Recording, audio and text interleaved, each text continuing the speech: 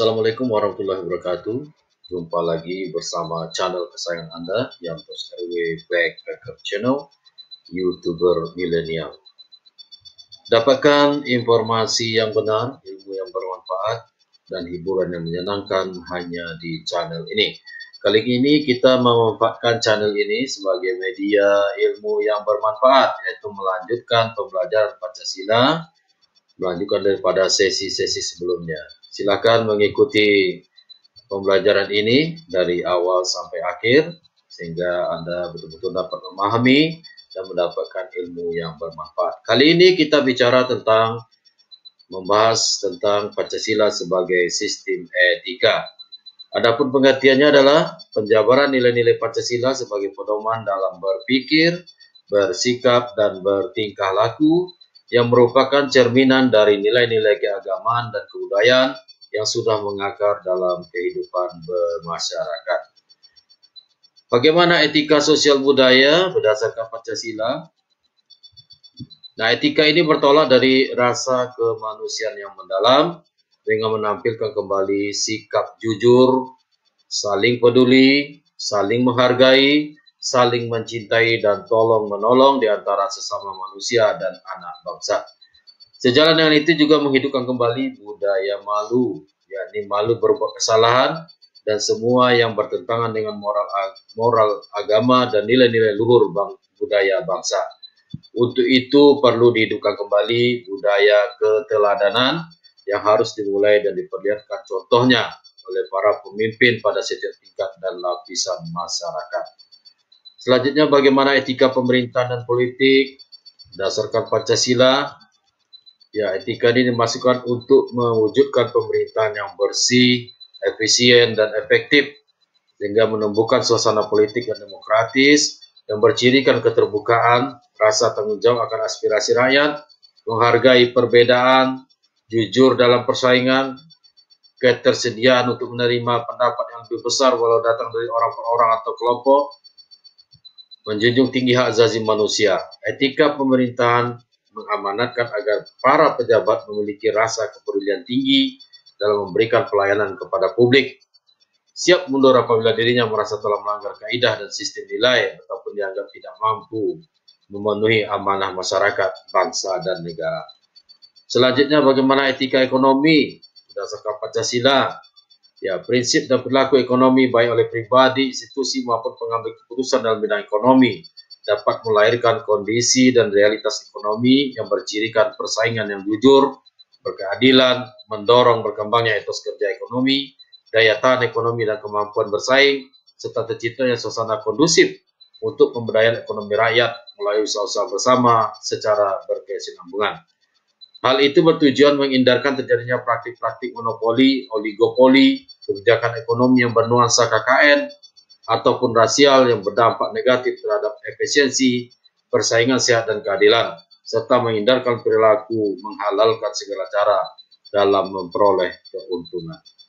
Selanjutnya, etika dalam bidang hukum menurut Pancasila adalah menumbuhkan kesadaran bahwa tertib sosial, ketenangan dan keteraturan hidup bersama hanya dapat diwujudkan dengan ketaatan terhadap hukum dan seluruh peraturan yang ada. Seluruh aturan hukum yang menjamin tegaknya supremasi hukum sejalan dengan menuju kepada pemenuhan rasa keadilan yang hidup dan berkembang di dalam masyarakat.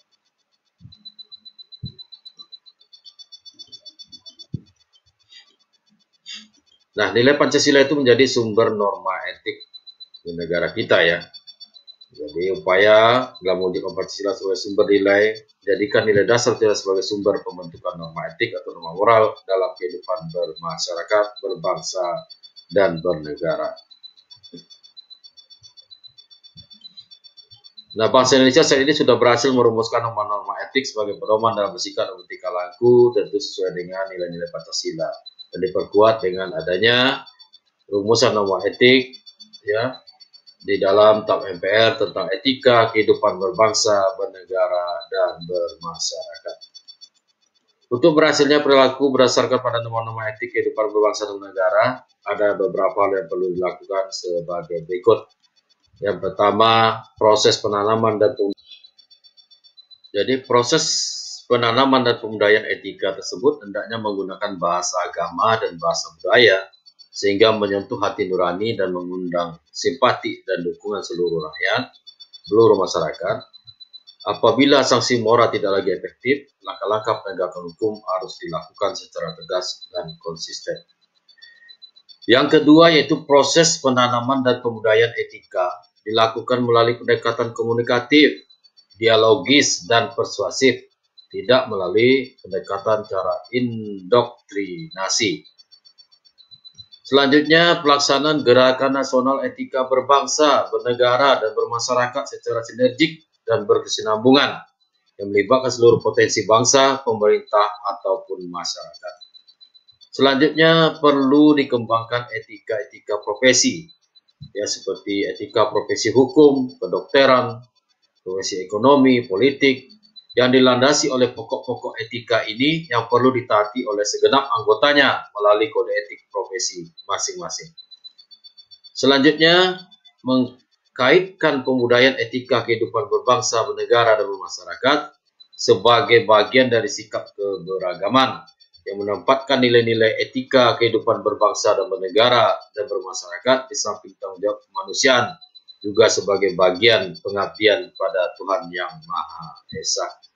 Jadi etika dan moral bangsa janganlah hanya sekedar konsepsi, tetapi harus terimplementasi dalam sikap dan perilaku politik, ekonomi, sosial budaya, dan sebagainya, sehingga masyarakat kita atau pemimpin kita menjadi pemimpin yang memiliki etika dan moral sesuai dengan Pancasila.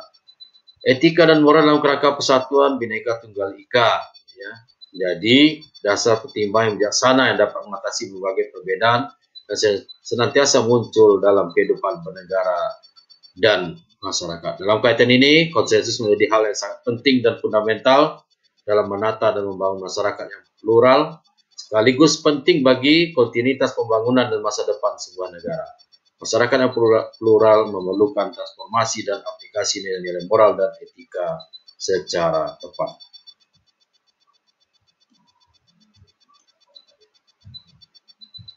Baik, jadi dengan melaksanakan, mengimplementasikan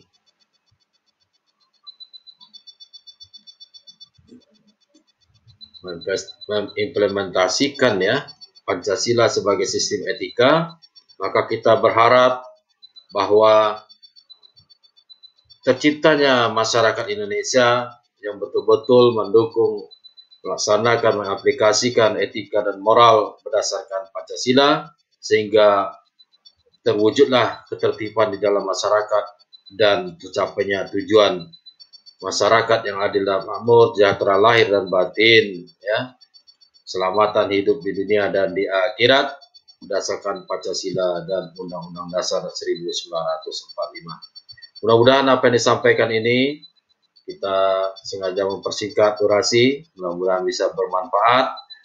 Dan sekali lagi, jika ini bermanfaat, silakan di-subscribe, ya, di-share sebagai bagian dari partisipasi masyarakat dalam mengedukasi masyarakat lainnya tentang pembelajaran Pancasila. Sampai jumpa di sesi berikutnya. Wabillahi taufiq wal hidayah. Assalamualaikum warahmatullahi wabarakatuh.